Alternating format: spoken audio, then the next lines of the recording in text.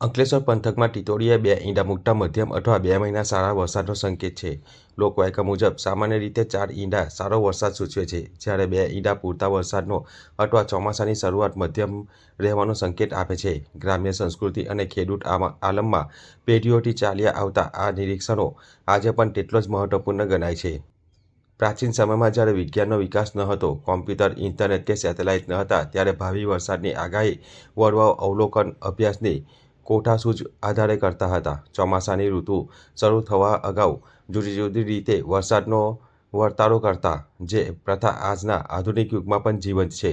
વરસાદના પરંપરાગત વિજ્ઞાન પ્રમાણે ટીટોળી 4 ઈંડા મૂકે તો સારો વરસાદ, ઊંચાઈએ મૂકે તો વ્યાપક વરસાદ એવી માન્યતા પ્રચલિત છે. ખેતીના જાણકારો અને વડીલો માને છે કે ટીટોળીને કુદરતી રીતે જ આવનારા સમયનો અંસાર આવી જતો હોય છે.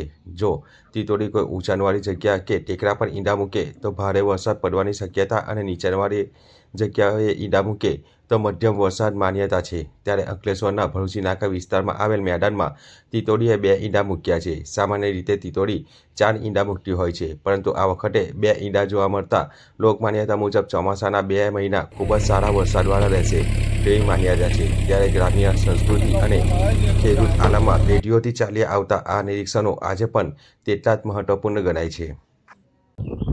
હું સેંગપુર ગામનો ખેડૂત પ્રદીપસિંહ સજાણસિંહ સોલંકી. કાયમ માટે અમે પ્રાચીન પરંપરાગત પ્રમાણે ટીટોળીના ઈંડા પર મૂકવાના એના પરથી આગાહી કરતા હોય છે. જો ટીટોળી 4 ઈંડા મૂકે તો વરસાદ સારો પડે. જો ટીટોળી ઓછા ઈંડા મૂકે, ધારો કે આ સાલ 2 ઈંડા મૂક્યા છે, તો 2 ઈંડા પ્રમાણે વરસાદ મધ્યમ કે અડધો વરસાદ થવાની સંભાવના છે. અને બીજી એમાં એવી ખાસિયત છે કે જો ટીટોળી ઈંડા ઊંચી જગ્યા પર મૂકે તો વરસાદ સારો થાય, અને નીચાણવાળી જગ્યામાં જો મૂકે ઈંડા તો વરસાદ ઘણો ઓછો થાય અને મોડો થાય, એવી અમારી પરંપરાગત ચાલતી આવેલી આગાહી છે, જેના આધારે અમે ખેડૂતો વર્તારો કરતા હોઈએ છીએ.